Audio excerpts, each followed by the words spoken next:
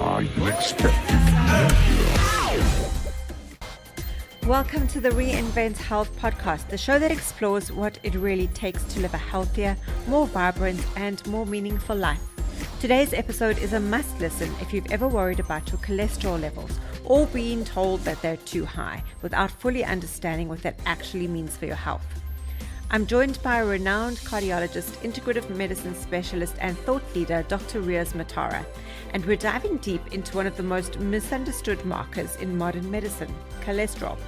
We explore whether cholesterol really is the risk factor for heart disease we once thought it was, how declining hormone levels affect cardiovascular health, and what you should actually be testing if you want to protect your heart. We also unpack the latest research, the role of inflammation, metabolic health, and why treating high cholesterol without understanding the bigger picture might do more harm than good.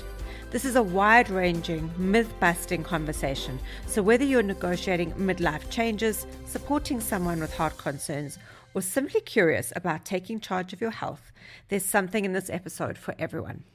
Dr. Riaz Motara, thank you so much for agreeing to be on the Reinvent Health podcast today. Most of us grew up believing that elevated cholesterol was a death sentence.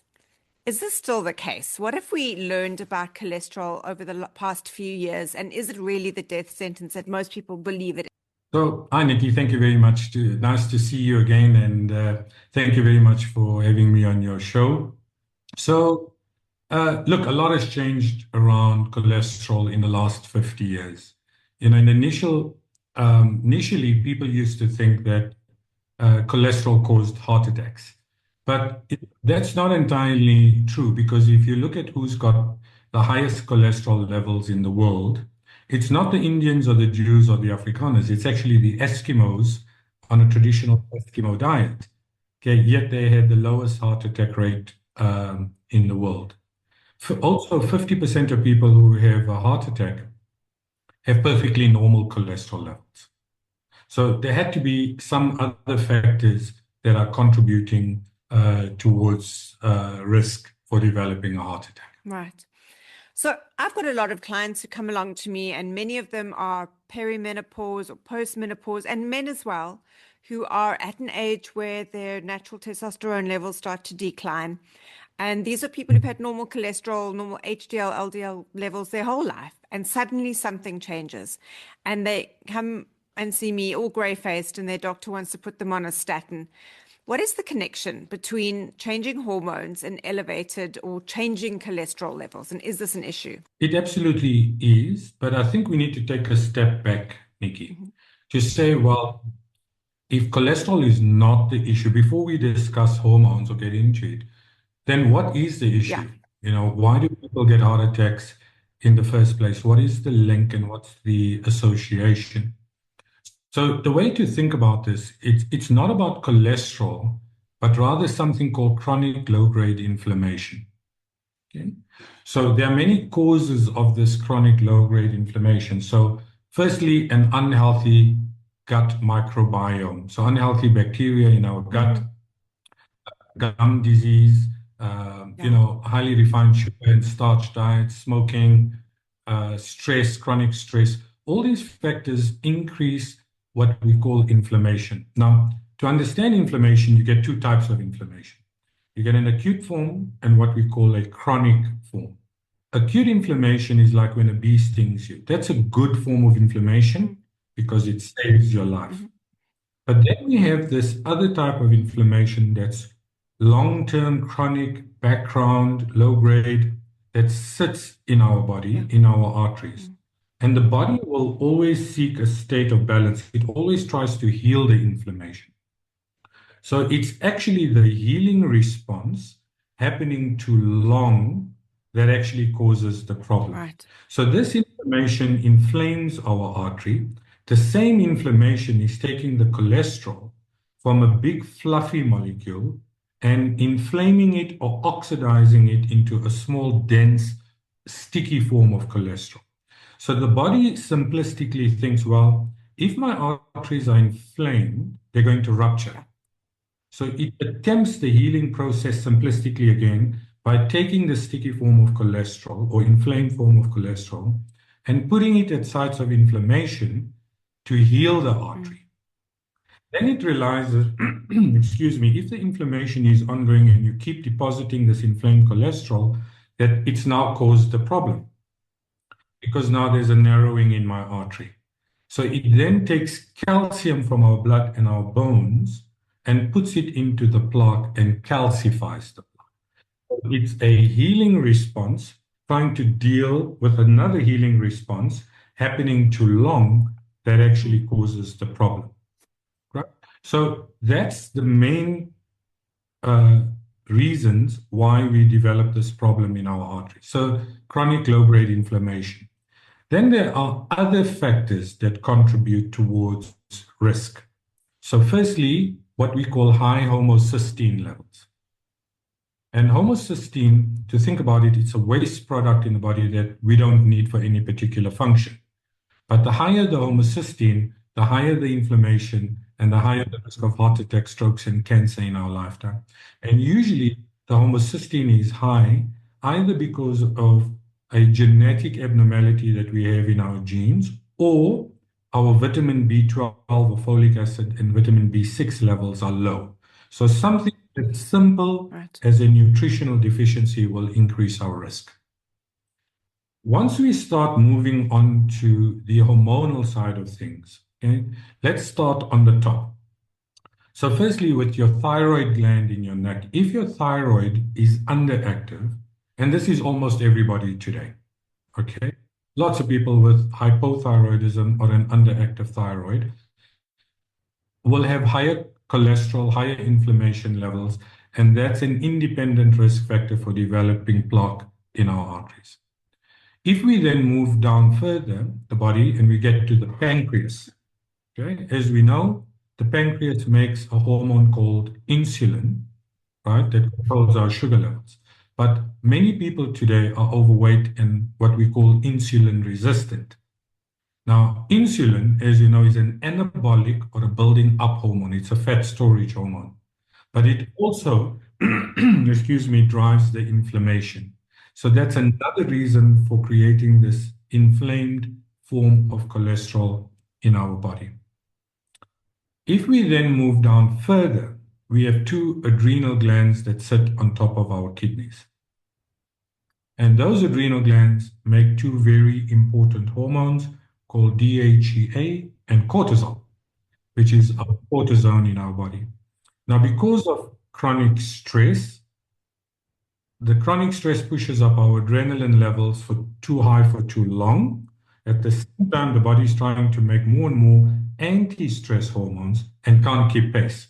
So you end up with lower adrenal glands or anti-stress hormones, too much adrenaline in the body for too long. That's what we call an adrenalized state, or medically we call that sympathetic overdrive. When your adrenaline levels again are high for too long, right, it will drive and maintain the inflammation in our arteries. Right, simply put. Then we go down to, if you're female, to your ovaries. Okay?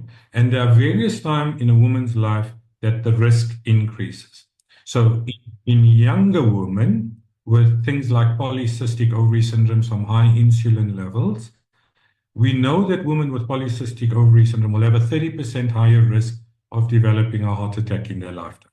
Then there's another condition called estrogen dominance, where generally in women, the estrogen and progesterone levels need to be balanced. But in some women, the estrogen levels are very high and the progesterone levels are very low. Right? And that state can also increase the risk of developing a cardiovascular or heart event.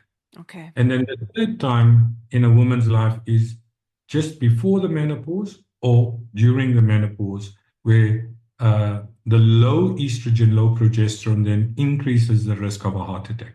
So before the menopause, women are generally protected.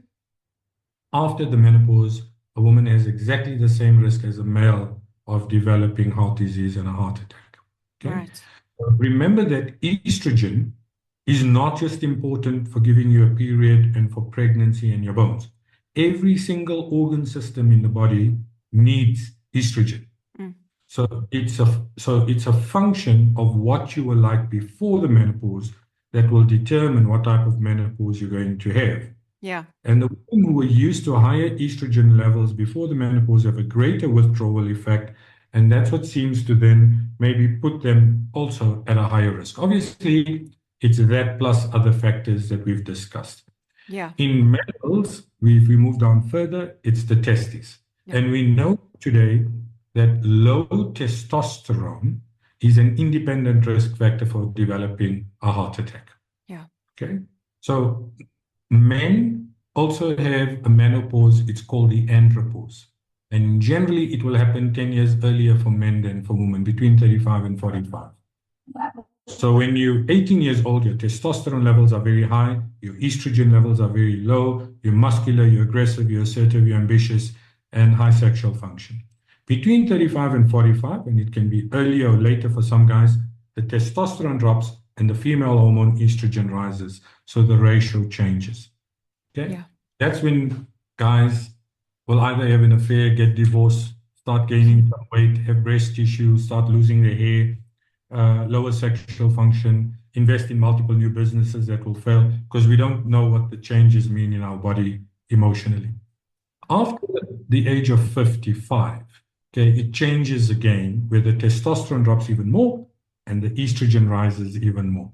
So if you look at a guy after 55 and if you look at a woman after the menopause, the estrogen levels are also very similar, okay? And it's that low testosterone in relation to a higher estrogen that's actually the risk factor, not just for heart attacks, but also for things like an enlarged prostate and prostate cancer. Makes sense. Makes a lot of Sorry, sense. it's a lot, but I've just briefly gone from top to the bottom. No, that's perfect, because what it's making me think of is when we see patients who go onto HRT, women going onto HRT, and we see men supplementing their testosterone, whether it be by, creams or nature identical products, we see improvement in those LDL cholesterol scores. So what's happening? What is actually happening biochemically to improve that number? So we know that, like in the menopause in women and in males who are going through their deficiencies, that the deficiency is what pushes up the cholesterol level. It's the way it's metabolized in the body. Remember that when a woman goes through her menopause, you make estrogen in two places in the body, Right. okay? In the ovaries and in the fat cells. So when the estrogen levels start to reduce 2 to 5 years before the menopause and then stop in the menopause, okay, the body has to find the estrogen from somewhere else. So it makes you put on weight centrally to convert some of that fat into estrogen. And it's putting on that weight and the changing metabolic profile that will push up the cholesterol level. And it's the same for men, or similar for men. Similar. So it's sounding like the fact that we are living longer lives is a causative factor. If we were living to an average age of about 55, 65, like we did 50 years ago, we wouldn't be seeing these declining levels and we wouldn't be seeing the issues we are now, but we're living longer as a species. So we've got to take action if we want to carry on this trajectory.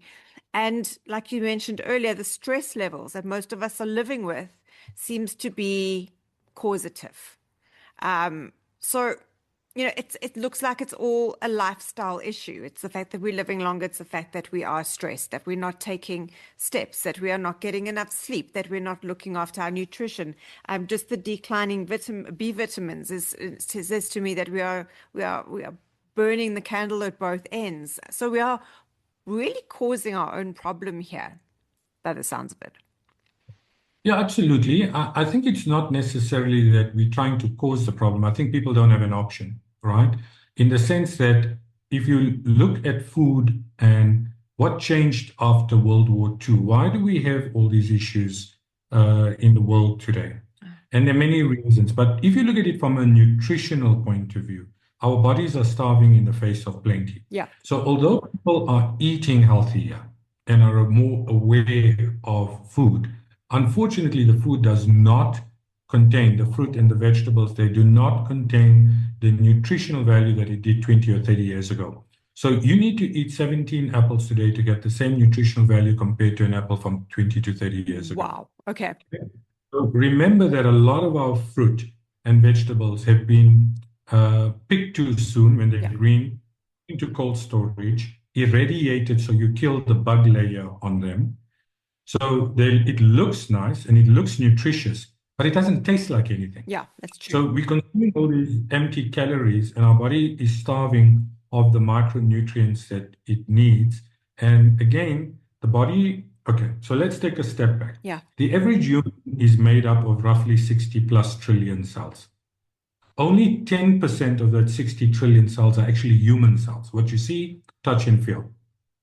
The rest, 90% of us, is a bug layer. Yes. So we are literally bugs in shoes, okay? So it's a symbiotic relationship that we have between our human cells and our bugs. We are designed to feed that bug layer what it needs, and the bug layer is designed to create what we call homeostasis or balance, or to protect our human cells from disease and invaders and so on. But because we are starving in the face of plenty and the bug layer is starving, it cannot perform the function that it was designed to do. So we're more likely to get viral infections, we're more likely to get sick, we're more likely to get cancer, we're more likely to get heart attacks and dementia and on and on and on. So the trick,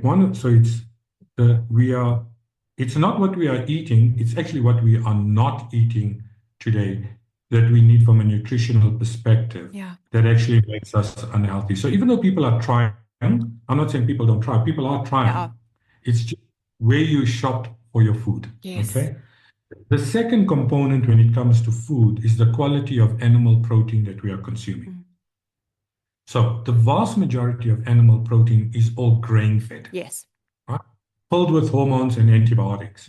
So a cow, as an example, was never meant to grow up in a feedlot and eat grain. Yep. It was meant to roam the field and eat grass. And this is why we know when you eat venison, your cholesterol goes down. Yeah. But you eat beef and your cholesterol goes up. And they're both herbivores or plant eaters. What's the difference? So the saying holds true. You are what you eat. If the cow eats grain, and you eat that cow, you become the effect of the grain, which is an omega-6 fat that is again pro-inflammatory and pushes up your cholesterol. Right. So that's from the grain. And then the third component of food is that we're eating way too much refined sugar and starch in our diet, which pushes up our insulin levels, makes us gain weight, drives the inflammation, and increases our risk. So if we're going to impact the outcome in people's lives, we need to seriously understand the role of nutrition and the type of food in a modern world that we are consuming. Then the other pillar, as you said, would be, for example, chronic stress, right? We are just chronically stressed, and the higher adrenaline levels maintains and creates the problem, eventually gives us high blood pressure, that gives us inflammation in our arteries. Okay? And then you've got the third pillar, which are your endocrine or hormonal imbalances that we discussed earlier. So if you break it down into three big pillars, it's chronic inflammation from all the various things that we discussed with nutritional deficiencies. We have something called chronic sympathetic overdrive or a chronically adrenalized state in our bodies today. And the third major pillar are the hormonal or endocrine changes. And then in our food, we have what are called endocrine or hormonal disruptors. These are things like pesticides and so on our fruit and our vegetables and in our food and preservatives that then influence our hormones and our endocrine function.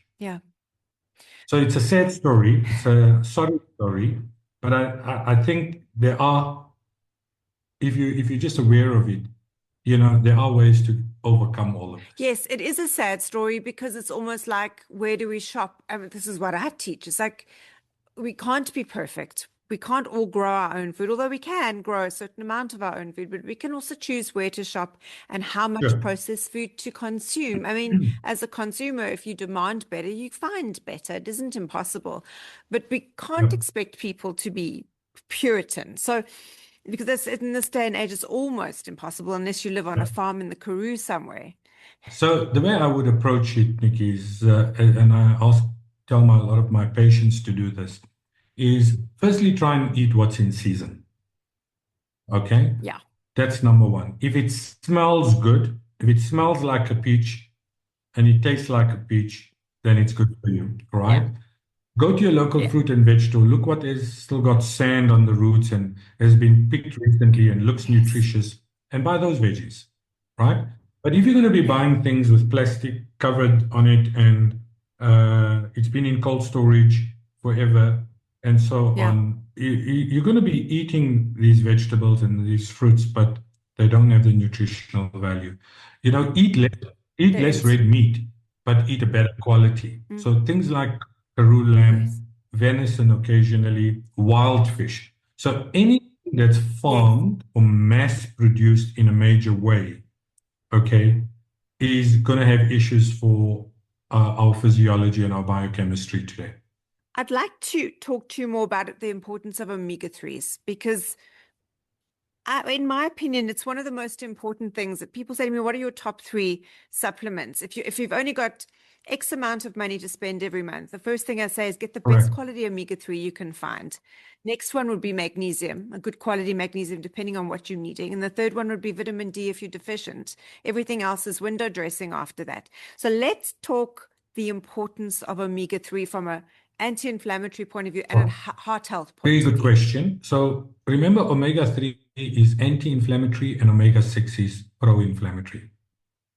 You get 2 sources, generally big sources of omega-3. You get animal sources and you get plant sources. Okay?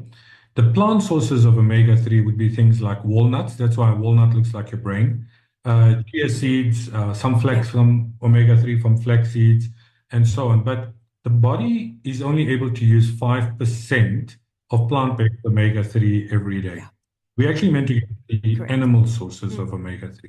Now, animal sources would come generally from oily fish, like salmon and mackerel and sardines and so on. But the problem with the salmon these days, it's Norwegian farmed salmon, right? It's what they feed the fish to grow quickly, and then it doesn't have any effect. If you look at the fat lines on the salmon today, it looks very, very different. So the idea is like you can still get good quality mackerel fillets and things like that. But, if you can't get good quality omega-3 anymore, then the way to do this is to supplement an omega-3 oil capsule. But you can't have high 3, have high 6. You want to drop the omega-6 content in your diet. And generally things like your seed oil, sunflower oil, canola oil, margarine should be a no-no, because although it's trans fat free, it's high in omega-6, right? So you want to have things, so when they looked at it from a health perspective, ghee would probably be the best form of fat to use, organic ghee, followed by butter, proper farm butter, olive oil, and coconut oil, right? To use in your cooking. And then we should be getting it from some form in our diet from the food that we eat, like the fish and so on.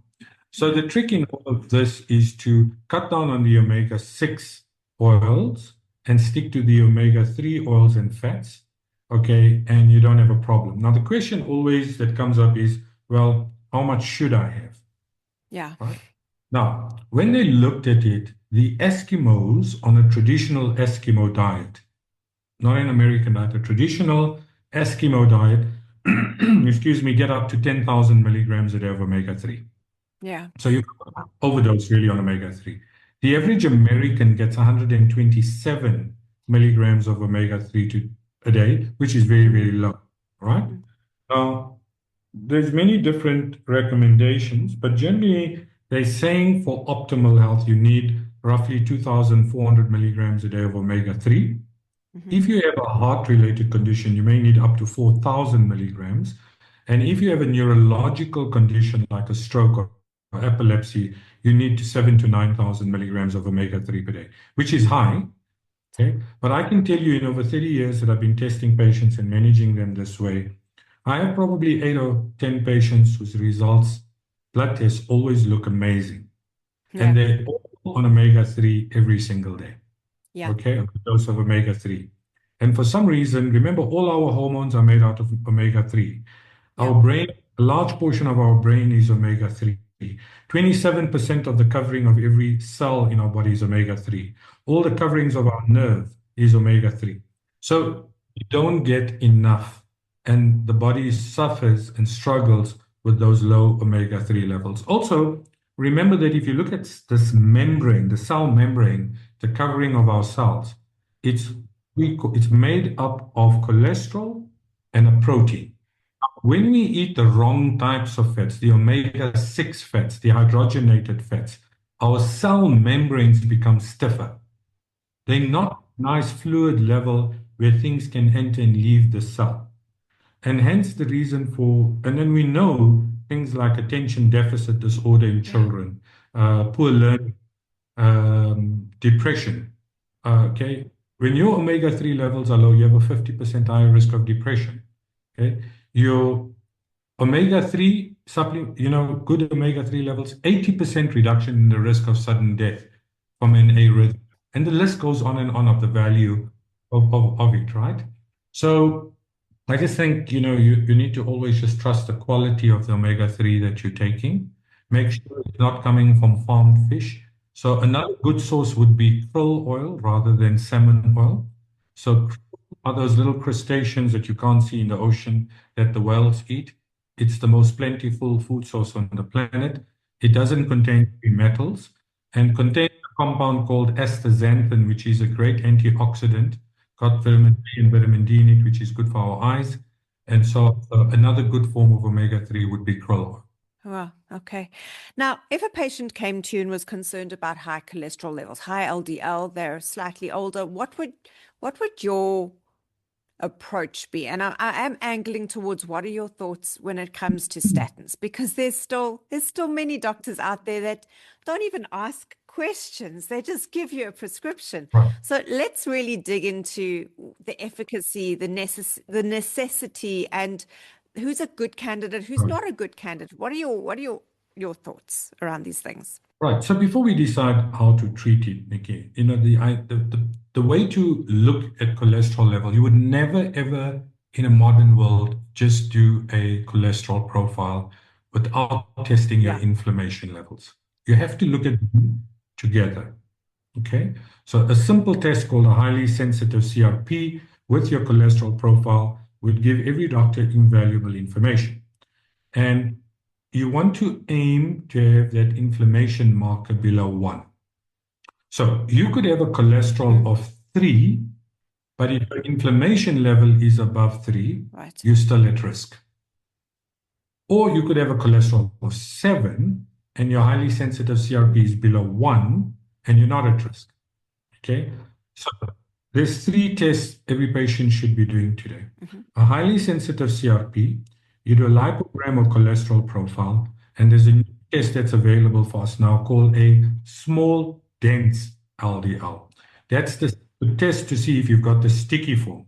And it's quite interesting because you may find, hey, my cholesterol's 4, it looks amazing. But then you find that your small dense LDL is high and your HSCRP is still high. That means you're still at risk. So it's this dual approach to reducing your risk. You want to keep the inflammation levels below 1, okay? So I call it my rule of 1. I've come up with my rule of 1. You want your highly sensitive CRP below 1, your small dense LDL below 1, your HDL or what they call so-called good cholesterol above 1, and you want the triglycerides below 1. Now, if you can get those 4 things right, okay, you minimize your risk significantly of forming plaque in your arteries. Now, to treat or not to treat, again, it depends on who you're seeing. Every patient is different, and the risk profile is different.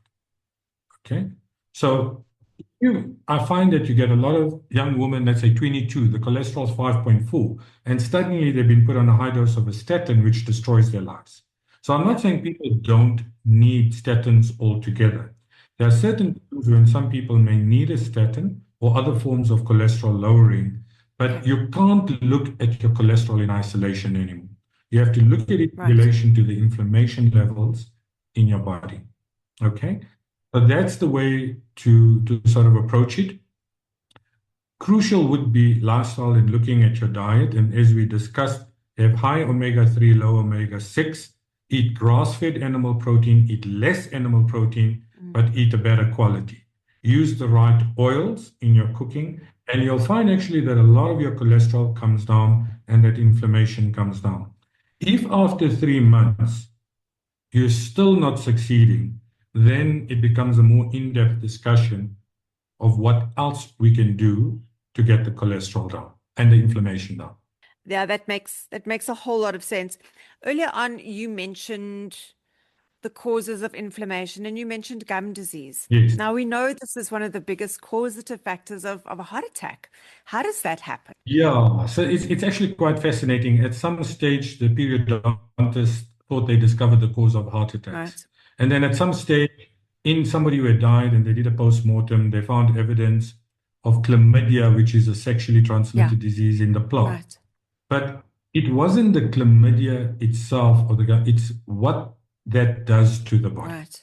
So whenever you have this, whatever causes this chronic form of inflammation will drive your risk. Right. And this is why people with autoimmune diseases like rheumatoid arthritis, as an example, will have a higher risk of a heart attack. Right. It's the inflammation that's the key word or buzzword that you want to remember here. Okay? So something is taking that cholesterol from a big fluffy molecule and condensing it into a small sticky form of a molecule that sticks to our inflamed arteries. Now, as I said, we can discuss there are many reasons why we have inflammation, but by far the commonest reason would be our gut. Okay, inflammation at the level of the gut wall, and by extension, it starts in our mouth.